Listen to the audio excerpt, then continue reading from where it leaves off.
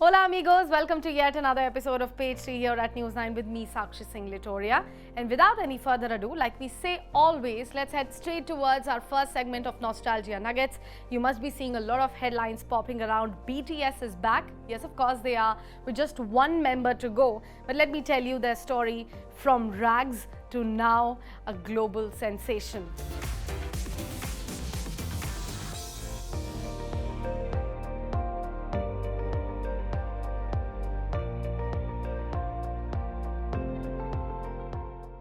Did you know that before BTS became a global sensation, performing at Wembley, topping the Billboard charts and speaking at the United Nations, they were just 7 boys crammed into a tiny dorm with peeling walls, sharing one bathroom and sleeping in bunk beds.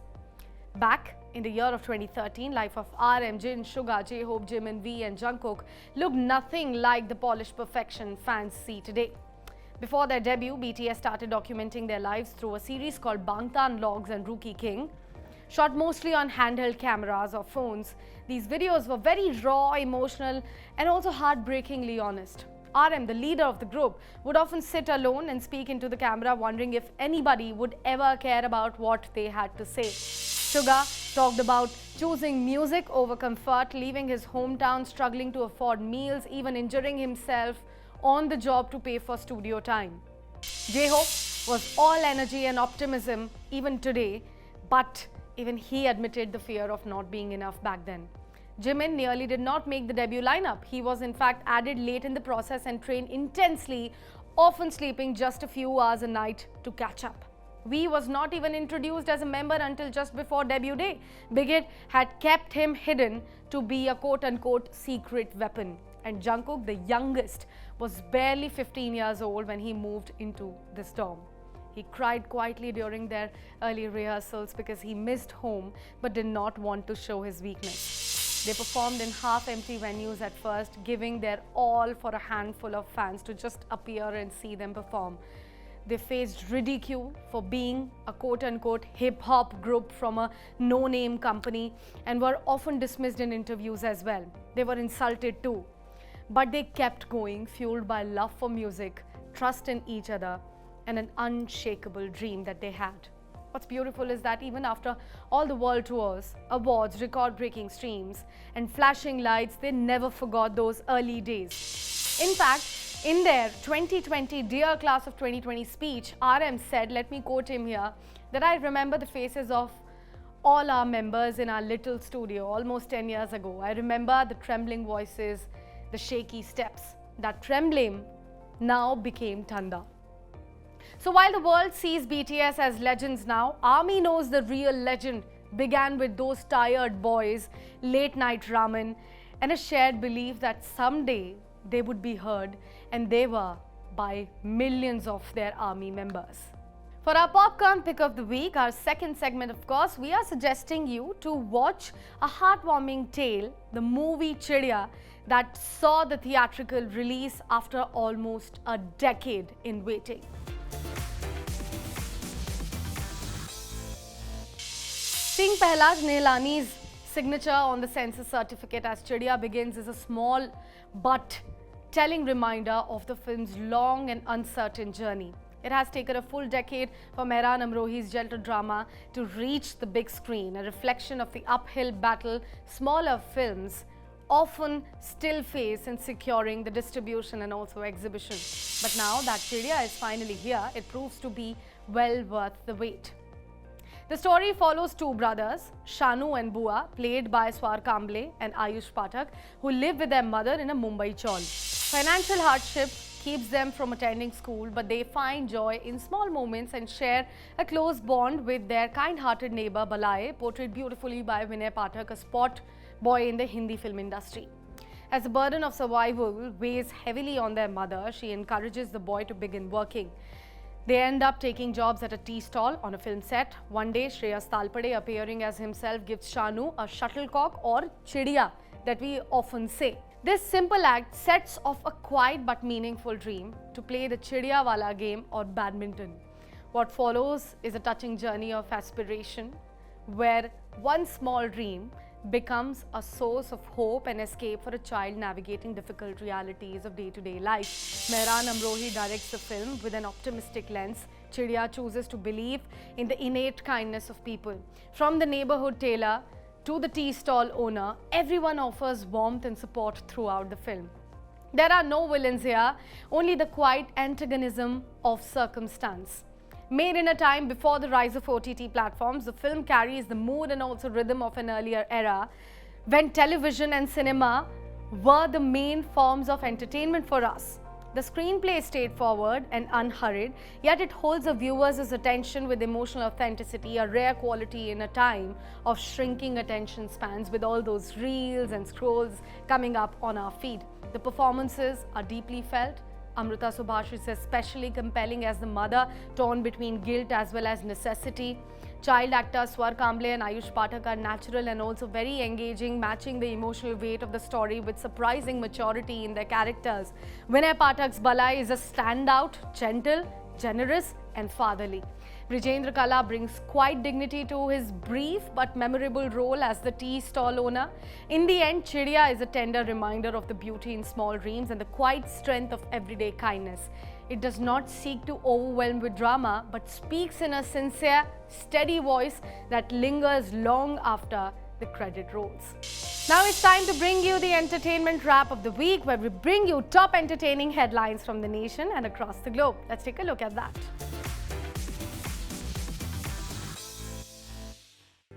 Abhishek Malan's brother Nishchay Malan, popularly known as the Triggered Insan, ties knot with longtime girlfriend Ruchika Rathore. Junior NTR to portray Lord Kumaraswamy in Trivikram's mythological fantasy film. BTS is back again. Yes, BTS Army waited for years to see their favorite boy band back together, and they could not stop sharing the photos of the boys in uniform across the social media platform. Actors Kunal Verma and Pooja Banerjee have revealed they lost their entire life savings in a devastating financial fraud. The couple is now starting over from scratch, leaving fans shocked and also concerned. It's confirmed Abbas Khan to become father for the second time at the age of 57. Enrique Iglesias to be back in India after 13 years. Renowned Telugu director A.S. Ravi Kumar Chaudhary dies at the age of 54 due to a heart attack. Vada Pav, Kathak and much more for Jackson Wang as he receives heartfelt welcome in India. Filmmaker Vivek Agnihotri has repositioned his highly anticipated film The Delhi Files as now The Bengal Files. Blake Lively reacts to dismissal of $400 million Justin Baldoni lawsuit, says quote-unquote felt the pain of manufactured shame. And last but not the least, this time for Crispy Chats of the Week, we are serving you an exclusive chat that we had with lovely and extremely talented musician Akhil Sachdeva. Take a look at what he has to say.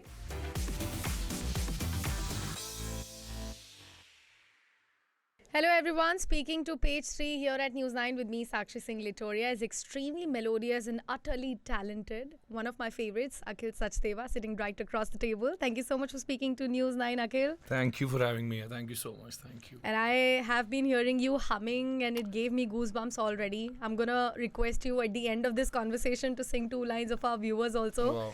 But you are famously known as Nasha Boy. Would you like to describe your journey from being the Nasha Boy to now one of the Bollywood melodious sensations? मुझे लगता है कि ऐसी journey मेरी from नशा boy to as you called me Bollywood's melodious singer, I think मुझे अभी भी लगता है कि still the same. I just feel the same and that's what I intend to feel. I don't want to feel a change. That's most important. I don't want to feel, मेरे को ऐसा feel ही नहीं करना कि कुछ ऐसा ज़्यादा फ़र्क पड़ा है. इनफैक्ट मैं अब और ज़्यादा अपने पे काम करने लगा हूँ और ज़्यादा म्यूज़िक सीखने में मेरे ज़्यादा मेरी अब जाके मैं म्यूज़िक सीख रहा हूँ. मैं आपको बहुत वियर्ड साउंड करेगा आपको, बट 14 साल के करियर के बाद मैं पिछले 1.5 साल 2 साल से मैं संगीत को वोकल क्लासेस प्लस संगीत में ज़्यादा डूब रहा हूँ और सीखने वाला जो मेरा एक लर्निंग प्रोसेस है वो मैं ज़्यादा कर रहा हूँ और इस नशा को और थोड़ा सा बढ़ाना चाहता हूँ और अपने आप को और पहचानना चाहता हूँ. तो मुझे लगता है कि अभी जर्नी मेरी अभी अब स्टार्ट हुई है और अच्छा लग रहा है. लोगों का प्यार मिलता है तो ऑफकोर्स अच्छा लगता है.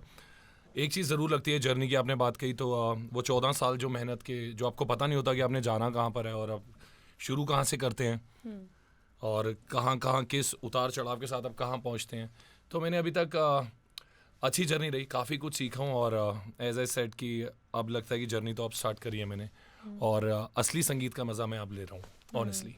Because you've spoken about ups and downs throughout your life, which was one, was the worst phase of your life, and how did you combat it? Actually worst phase generally अगर आप career wise देखे जाते हैं तो कभी का होता नहीं है. किसी भी आर्टिस्ट का ना वर्स्ट नहीं होता अगर उसकी भूख नहीं मरती. अगर उसकी भूख जिंदा रहती है तो मुझे लगता नहीं कि वो वर्स्ट पीरियड कभी आता है. उतार चढ़ाव तो हर किसी की जिंदगी में आएंगे. आप बड़े से बड़ा क्रिकेटर ले लीजिए, बड़े से बड़ा आर्टिस्ट ले लीजिए, अगर आपके उतार और चढ़ाव नहीं है तो आपकी ज़िंदगी आप समझ लीजिए आप ही गलत लेके चल रहे हैं. फिर तो मुझे ऐसा लगता है लोग आपको बोलें कि आप उतर गए हैं या आप चढ़ रहे हैं तो आप समझ लीजिए कि आपको वो बेवकूफ़ी नहीं करनी है. आपको अपने पे विश्वास होना चाहिए क्योंकि बहुत लोग हैं, बहुत ज़्यादा लोग हैं जिन्होंने हर एक अलग फेस पे डिसाइड कर लिया था कि अखिल का करियर ख़त्म हो चुका है या अखिल यहीं तक है. बेसिकली यहीं तक है. May be out of insecurity, out of anything, वो उनकी सोच है. पर मेरी सबसे अच्छी सोच है, मैंने उनको कोई जवाब नहीं दिया. मुझे किसी को जवाब नहीं देना. मुझे था कि मुझे क्या करना है, मैंने अपने आप को इम्प्रूव करा. जैसा मैंने आपको बोला, मैं जीवन के उस पड़ाव पर हूँ कि मैं 12 साल शोज़ करके, ट्रैवल करके और अपना नाम मैं जितना भी मैं अपना नाम कमा पाया, अब मैं सीख रहा हूँ संगीत. अब मैं डूब रहा हूँ संगीत के अंदर. तो वो उल्टा होता है. ऐसा नहीं मैं संगीत सीख के आया और मैं सीखता रहा जर्नी में भी शायद. पर जैसी मेरी जर्नी लिखी गई है मैं उसको फॉलो कर रहा हूँ और बस यही है कि किसी को जवाब मुझे नहीं देना, वो आपका काम हमेशा दे देता है.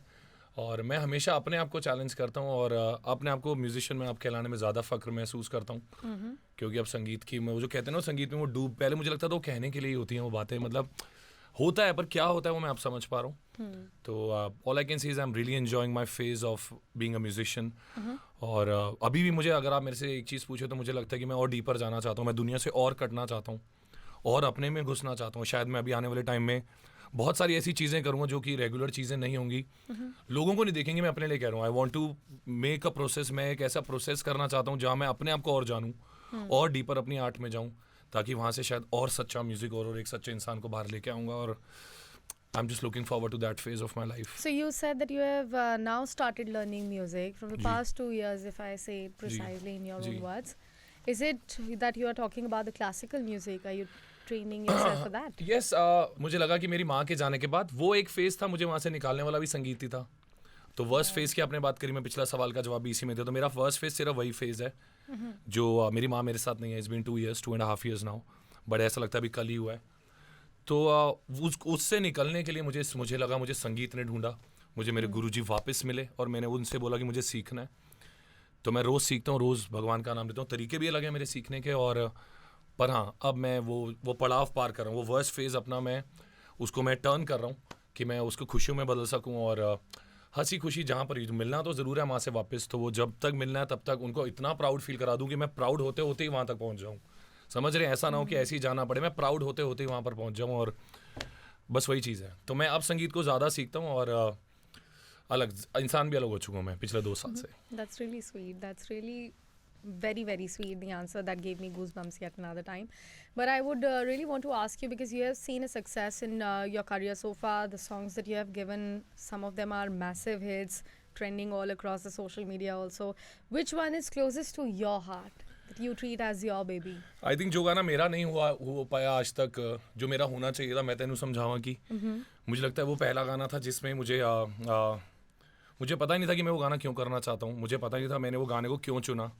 और वो रिकॉर्ड करने के जो 25,000 रुपये भी उस रिकॉर्डिंग के लिए चाहिए थे आज से 12 साल पहले, वो मैंने नौकरियाँ कर करके वो लिए. क्योंकि मेरे बैंड ने भी मना कर दिया था कि they were not supportive in the fact कि राहत फ़तेह अली खान का एक गाना है, खान साहब का एक गाना है और मेरे को उसका एक रेंडिशन करना है. तो किसी तरह मैंने नौकरियाँ करी, कुछ भी करा, मैंने वो 25,000 कमाए तब, और वो गाना रिकॉर्ड करा पहला. उस गाने ने मेरे को लगता है कि वो जो दिया है आज तक, वो कोई और गाना अगर वही ना होता तो मुझे लगता नहीं कि गाने मेरे को रिकॉर्ड भी करने चाहिए, ये फीलिंग भी मेरे अंदर कभी आ पाती. तो शायद मैं सिर्फ उस गाने को ज़्यादा कहूँगा. बाकी देखिए, मैं कभी गाने को गाता नहीं हूँ, मैं गाने बनाता हूँ. तो गाना जब आप गाने को गाते हैं वो इट्स लेटर ऑन प्रोसेस, बात का प्रोसेस है. पहले तो मैं music maker, I am writer my self, मैं अपने आप लिखता हूँ. तो वो खुद का baby, it's like producing your own baby. तो मुझे वो प्रोसेस इतना एंजॉय मैं करता हूँ. तो मेरे को तो सारे बेबीज ही अच्छे लगते हैं. हर कोई मैं चाहता हूँ, मैं उसी शिद्दत से बनाता हूँ कि हर कोई वैसे ही जाएगा.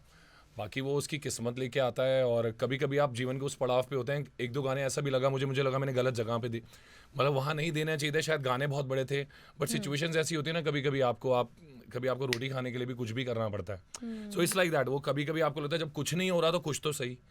तो एक दो डिसीजन मुझे लगते हैं ऐसे कि वो गाने मेरे ऐसे हो गए, बट आपको हर गाने के साथ लगता है ऐसा, मुझे तो ऐसा लगता है स्पेशली एज अ मेकर कि आपका हर गाना, क्योंकि मैं उसी साफ दिल से बनाता हूँ और सीखता जा रहा हूँ और समय के साथ लोगों की समझ को ज़्यादा समझ पा रहा हूँ, पर अपने आप को नहीं बदलने दे रहा। मतलब मैं ऐसा नहीं हूँ कि मैं, वो कहते हैं कि समय के साथ आपको बदलना चाहिए, यस मैं मानता हूँ, बट आप अपने सोल को नहीं बदल सकते। बिल्कुल मैं उसको इंटैक्ट, क्योंकि सोल बिकना इस इंडस्ट्री के अंदर सबसे आसान है, इसलिए मैं शायद मुंबई शहर में जाके रहता नहीं हूँ, क्योंकि वहाँ मैंने वो दुनिया देखी है, मैं नाम किसी का भी नहीं लूँ, मैंने वो दुनिया देखी है जो मेरे सामने साथ साथ आए थे, और आज उनके बात करने, उनके पहनने, कपड़े पहनने का तरीका, उनकी आंखों से देखने का तरीका बदल चुका है, और मैं नहीं चाहता ऐसा, क्योंकि अगर मैंने वो कर लिया, कपड़े तो मैं दूसरे पहन लूँगा, पर मेरी रूह बिक गई एक बार, तो मैं वो गाने नहीं बना सकता ना। मैं उस फ्रेंड सर्कल में, उस सर्कल में कि बॉलीवुड म्यूज़िक इंडस्ट्री का वो जो सर्कल है, मैं इर्द गिर्द रहना भी नहीं चाहता, मेरे को पसंद नहीं है, मैं अपने म्यूज़िक बनाने में ज़्यादा बिलीव करता हूँ।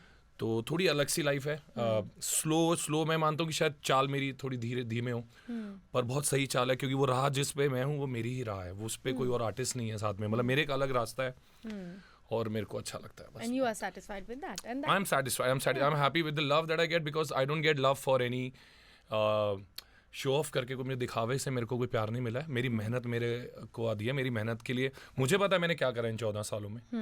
वो मेहनत ने मुझे जितना इमोशंस दिए हैं, जितना तड़पाया भी है, तो आज हाँ इतना ज़रूर लगता है कि वो मेरे को हर एक चीज़ का मतलब अब समझ आता है कि आपके जब हमसफ़र भी आया था ना, तो ऐसा नहीं था कि मेरी ज़िंदगी एक दिन में बदल गई थी।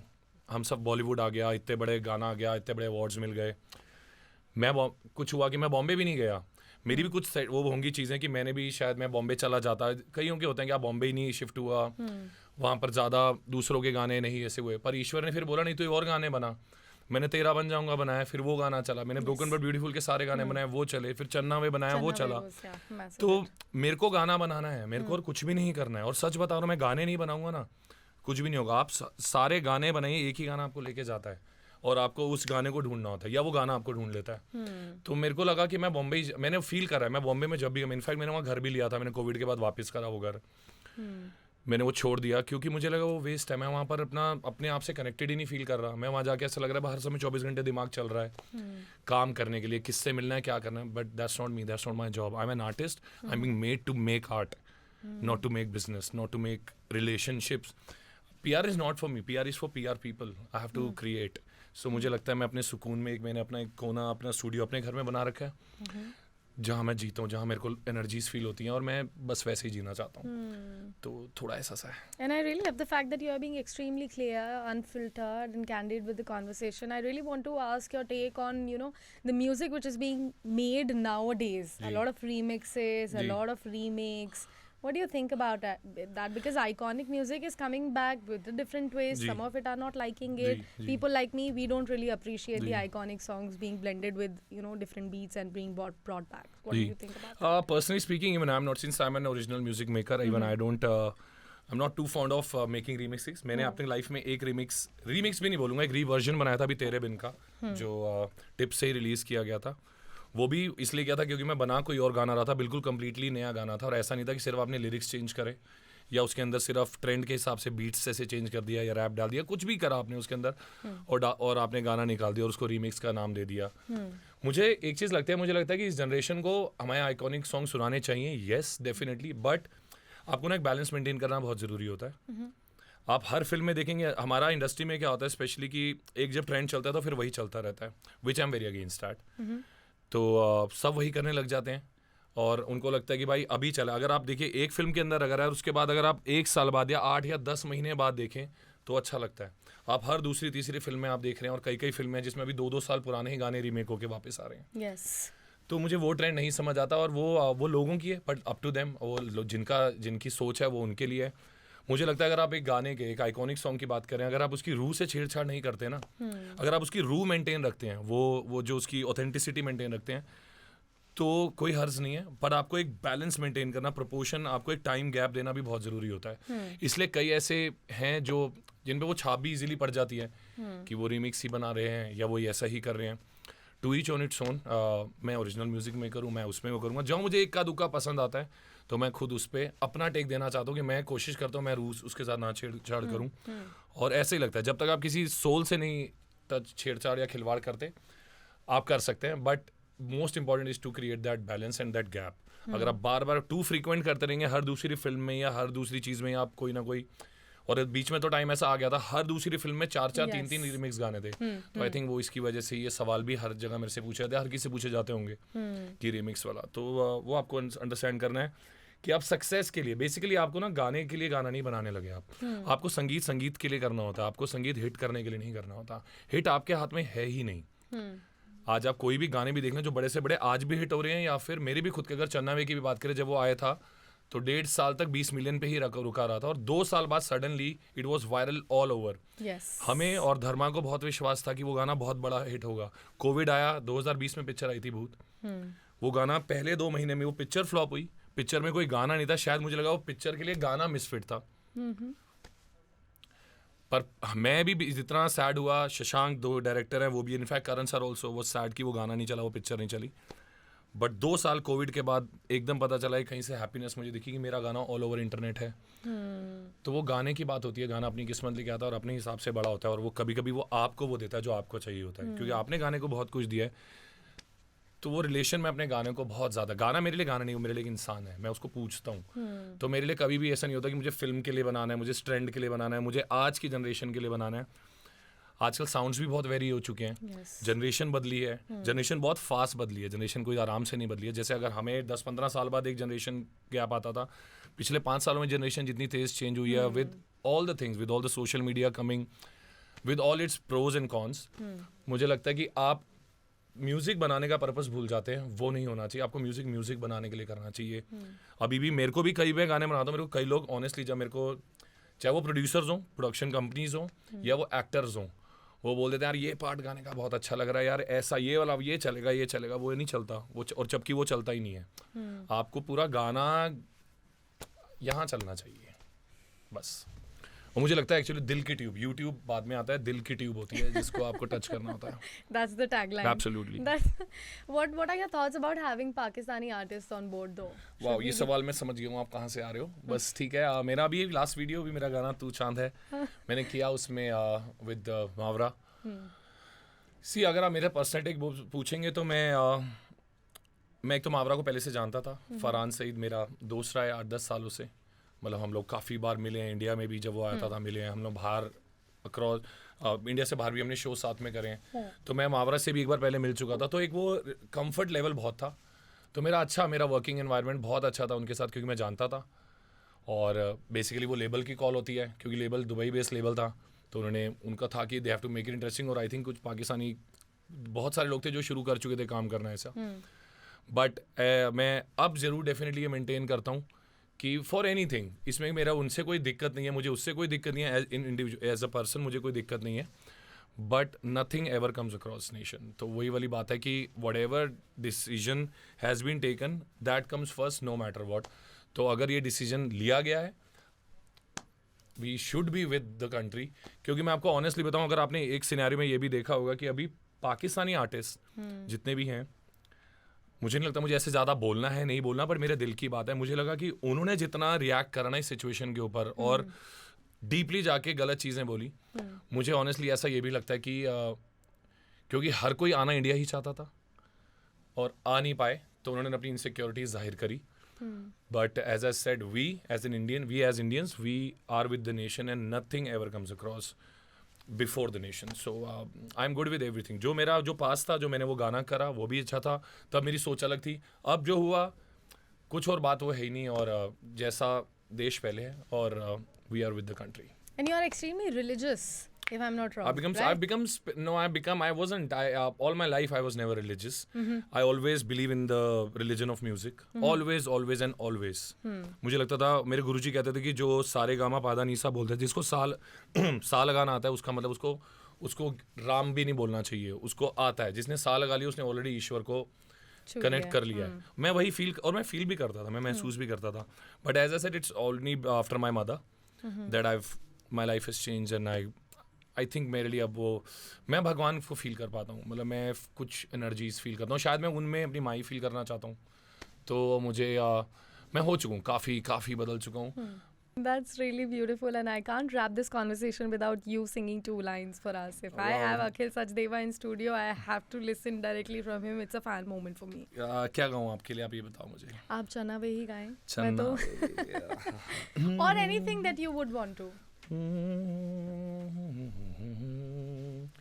ओ भूल गया जग सारा, तेरे नाल प्यार है, सारी रात मुझे तेरा इंतजार है.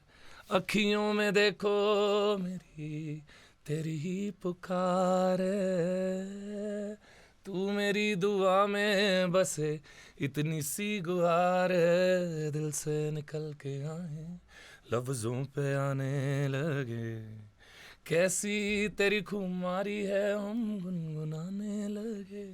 ओ चन्ना वे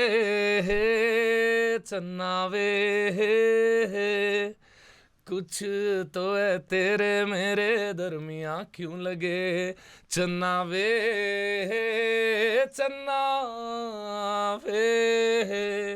कुछ तो है तेरे मेरे दरमियाँ क्यों लगे.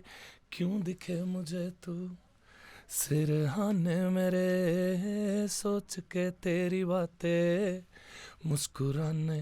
आए हाय क्यों दिखे मुझे तू सिरहाने मेरे, सोच के तेरी बातें हम मुस्कुराने लगे, दिल से निकल के आए लफ्जों पे आने लगे, कैसी तेरी खुमारी है हम गुनगुनाने लगे. चन्ना. Wow. Thank you. Thank you so much. Thank you really Thank you so very much. much for Thank joining you. the conversation here at Pastry you. on My News pleasure. 9. All My the very pleasure. best for all the things that you have said without exactly saying it also. So all the very Oh, best for that. Thank you. Because I you think did I'm not getting name better it. at interviews also. I'm getting better with my feelings being expressed in the right way. Wow, thank you. Thank you for Thank having you. me. Thank you Thank so you. much.